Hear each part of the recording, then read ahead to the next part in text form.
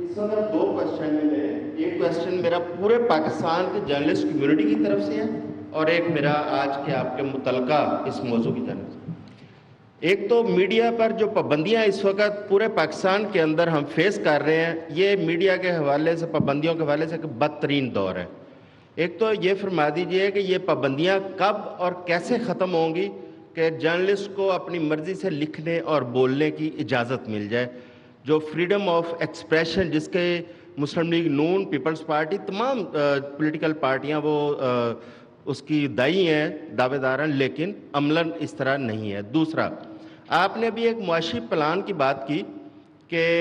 Parallel ہم I am F کے جو قرضے ہیں ان سے جان چھڑوا سکتے ہیں، بہت اچھی بات ہے، ہمیں پاؤں پہ کھڑا ہونا ہے، لیکن کیونکہ حکومت کا ٹینیور ختم ہونے جا رہا ہے، آگے اگست کے اندر اس کا ٹینیور ختم ہوگا، انٹرم گورنمنٹ آئے گی اور اس کے بعد نئی گورنمنٹ آئے گی، اس پلان کو کیسے آگے لے کے جایا جائے گا؟ کیونکہ اس گورنمنٹ کا جب ٹینیور ختم ہوگا اس کے بعد تو انٹرم اور اگلی گورنمنٹ پہ ہے۔ بہت اچھا یہ آپ کا سوال تھا۔ میں پہلا سوال جو پابندیوں کے بارے میں، میں کسی پابندی کے حق میں نہیں ہوں، اور جو پیمرا کے قوانین ہیں، وزیر اطلاعات موجود ہیں، وہ اس کو ضرور اس کو ڈیل کریں گی۔ آپ کی اگر کوئی جائز بات ہے تو اس کو ہم بالکل سر آنکھوں پر، لیکن پھر میں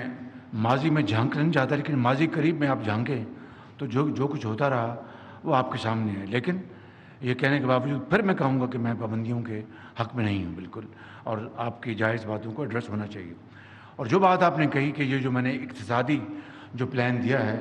تو یہ ہماری تو گورنمنٹ 45 دن میں، بالکل آپ بالکل ٹھیک کہا آپ نے، بڑا صحیح آپ کا سوال ہے۔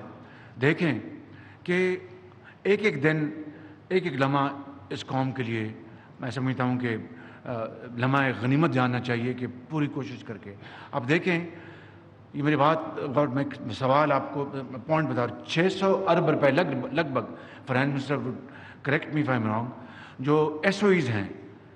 یعنی جو اسٹیٹ اونڈ انٹرپرائزز، پی آئی اے، یہ اسٹیل مل اور اس طرح 600 ارب روپے تقریباً سال کا، اتنی اماؤنٹ تقریباً سال کا کھا جاتے ہیں،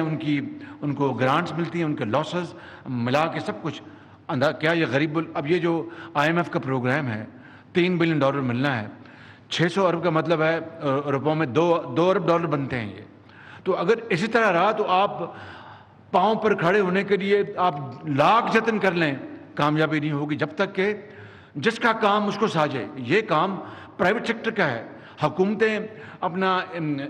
جو ایئر کمپنیاں، اسٹیل ملیں، اسٹیمل پلانٹس، اپنا پیٹرولیم انڈسٹریز، ٹیکسٹائل، یہ حکومتوں کا کام نہیں ہے۔ حکومتوں کا کام ہے ان کو پالیسی دینا، فیسیلیٹیٹ کرنا، ان کو ون ونڈو کے ذریعے ان کی مدد کرنا۔ تو میں سمجھتا ہوں کہ ہمیں اب آپ دیکھیں کہ یہ ہم نے ہوٹلز کا، جو ایئرپورٹس کا ہم نے کیا، وہ آپ دیکھیں کہ ہم نے پہلا جو ایئرپورٹ جو ہے اسلام آباد کا، اس کو شفاف طریقے سے پوری قانون کی پیروی کرتے ہوئے انشاءاللہ امید ہے کہ اگست کے شروع میں شاید ہم اس کو شفاف طریقے سے اس کو دے دیں، آؤٹ سورس کر دیں، اور اس کا جو فورن ایکسچینج آئے گا وہ خزانے میں جائے گا۔ اسی طرح پی آئی ہے،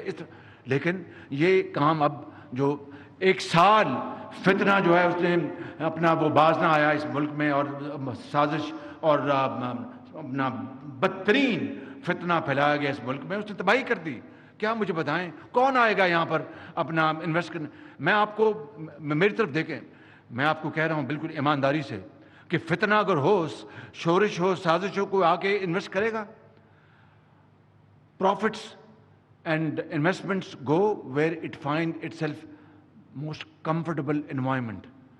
یا پاکستانی سرمایہ کار کو لے لیں، باہر کو چھوڑ دیں، وہ نہیں سرمایہ کاری کرے گا جب اگر فتنہ ہوگا، سازش ہوگی، شورش ہوگا، انسٹیبلٹی ہوگی۔ تو اس لیے میری یہ اب خدا کرے کہ الیکشن کے نتیجے میں نئی حکومت جو بھی آئے، یہ آپ کا سوال کا جواب ہے،